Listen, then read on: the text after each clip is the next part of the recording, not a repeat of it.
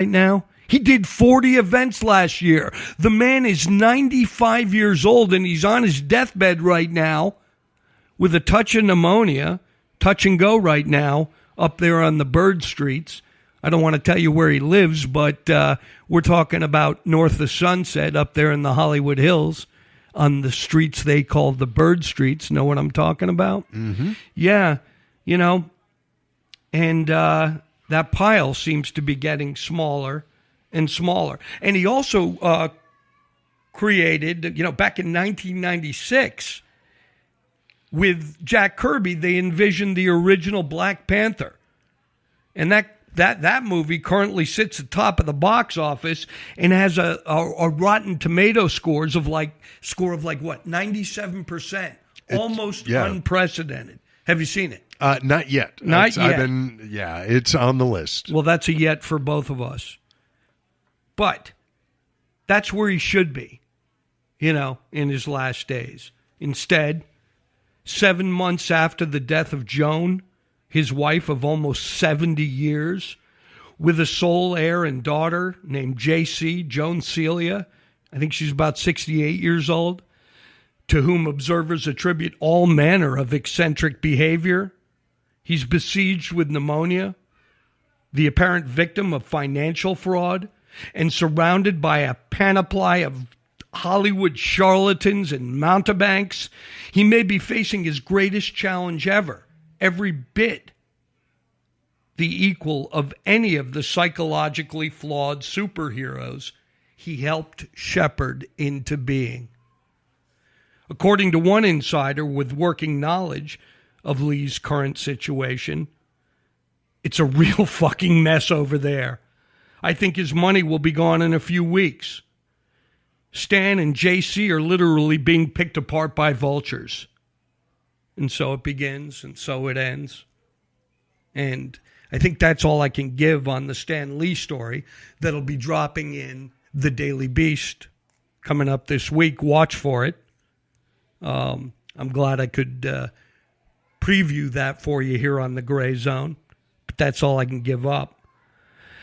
Man, I'd like to do a show called Death Styles of the Rich and Famous. I mean, every single time, whether you're Anna Nicole Smith or Stan Lee, your deathbed in Hollywood is always surrounded by very, very ugly people. And they're all like in a ground war on your legacy and your estate. But there are some people, I think, like Hugh Hefner, who I think prepared for that inevitability and arranged their affairs to avoid that. Whoa. I mean, it's rare. Well, yeah. But. Well, Hefner had he had people looking out for him. I mean, for God's sakes, his daughter, Christy, but Stan Lee's essentially all alone. He's got a bodyguard, a nurse, and a bunch of people trying to separate him from his estate. And you know what'll happen? Who knows?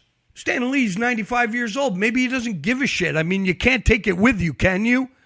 But at the same time, his daughter may well wind up pushing a shopping cart on Sunset Boulevard if, his vast fortune, which has been estimated at something like $50 million, which is kind of a joke when you think about his career. Had he played his cards right, had he had good advisors, he'd be a billionaire several times over when you think about it. Oh, yeah. Licensing the Marvel characters, licensing his name, blah, blah, blah, blah, blah. But you know what? Even when he was 86 years old, Stan Lee used to say, I'll be dead tomorrow. Take the $2.5 million instead of the 10% of all his characters in movies. You see what I'm saying? Right. 10% of X-Men alone would have made him a billionaire. But you know what? Yeah, you can't take it with you. Yeah. Yeah. God, it makes me think, so what I promise you in the Daily Beast is a bird's eye view, up to the minute reporting, straight from the deathbed. I've got inside sources up there who are texting me, phoning me, staying on point, telling me everything that's going on. Heck, if I shut this mic off right now, I'm sure I have messages, with an update on Stan Lee right now. But I promise you, no matter what they do to my prose, no matter what they call it, is a good story about to drop in the Daily Beast. When I think about deathbeds, I think about my father. He had a good run. He made it to 91 years old. We did home hospice. You ever done that? No, fortunately, no. I'll tell you what, it's a beautiful experience, man, because, essentially what I think home hospice is, all right, I'll say it. It's assisted suicide. That's what it is. Basically, you keep them as comfortable as possible. You wipe their ass. And by the way, Dr. Dave, you haven't lived until you've wiped your own father's ass. And I'll tell you, it's as gross as that sounds, when you actually do it and you can be there for that person, it's no short of miraculous as they pass into the unknown. Well, anyway, with my father, we're all sitting there giving them morphine cocktails, man. You're just shooting morphine into their mouth and letting them go out peacefully and painlessly. And it is the most humane thing imaginable, home hospice. And with my father, it was like at the end of it, morphine cocktail. My father was a doctor. He used to dispense morphine, and now he's getting it, squeezed into his mouth with an oral syringe. There was no fighting. The last moments with my father, Dr. Herbert Ebner, the late Dr. Herbert Ebner, who lived to the mighty age of 91 years old, he looked at me, all 90 pounds left of him. He peeked at me from under the sheets. He pulled his hand out from under the sheets, and he gave me the international sign for jerking off.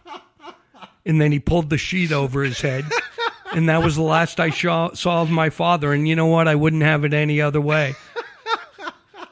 I went to, Costco or whatever, and, he was still drawing a breath at that point. And I walked out, and my sister Kaylee called me up, and he said, Dad passed. And I just got lost in that parking lot. I lost my car. I just walked around and let him go. Hold on tightly, let go lightly. This is the Gray Zone, listener-supported podcasting. My God. Yeah, when I say listener-supported podcasting, I want to welcome 3 new executive producers to the show. You got that, David? Right on. We got visual effects guy.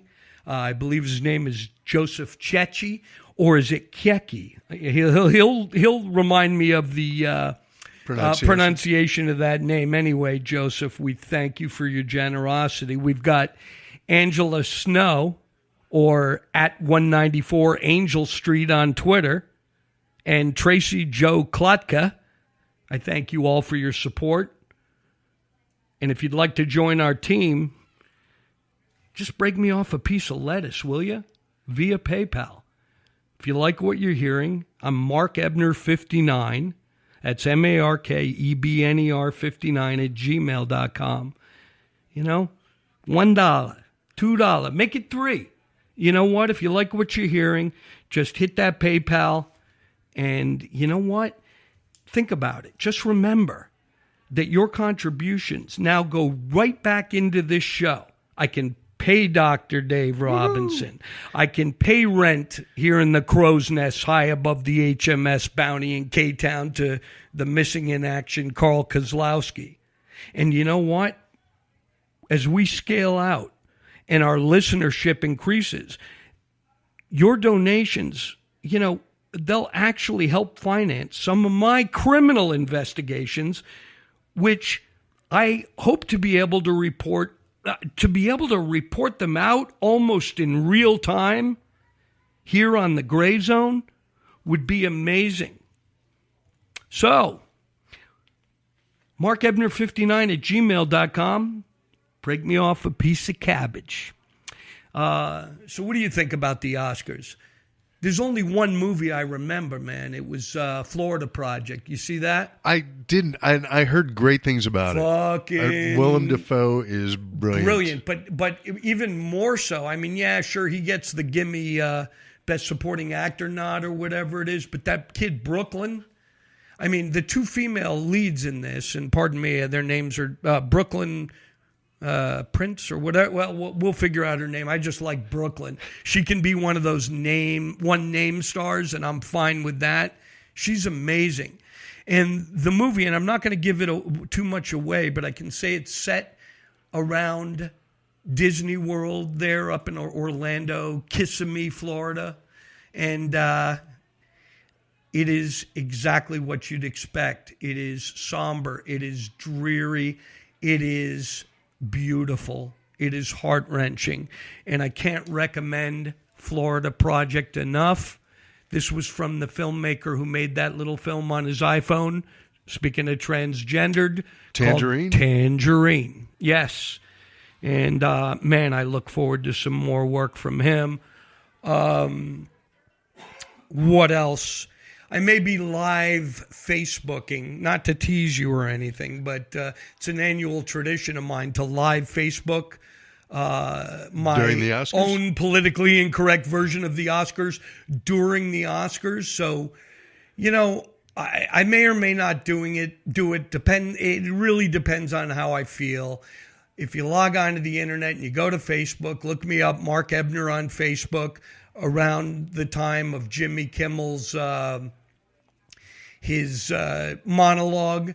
And if you see me typing away right there, I should be able to make it through the show. And I'm kind of leaning towards live Facebooking the Academy Awards tonight, mainly because I haven't seen any of the product. What have you seen, Dave? Well, I saw Get Out. Yeah. Which I fantastic. loved. I saw it. Yeah. Amazing movie. I saw Three Billboards, and I'm kind of on the fence. Honestly, you know how sometimes you see a new band that they just so remind you of an older band. You're just sitting there going, I'd kind of rather listen to, the older band's records.